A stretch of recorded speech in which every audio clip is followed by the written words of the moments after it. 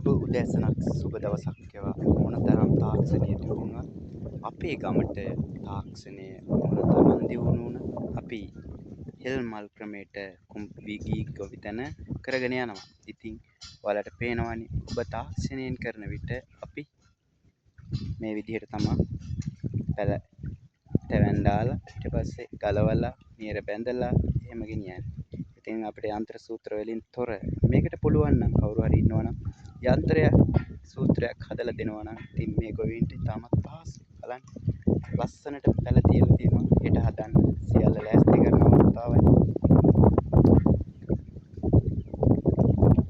මේ තියෙන්නේ අපේ මාමණ්ඩියාගේ කුඹුර හදලා ඉවරයි.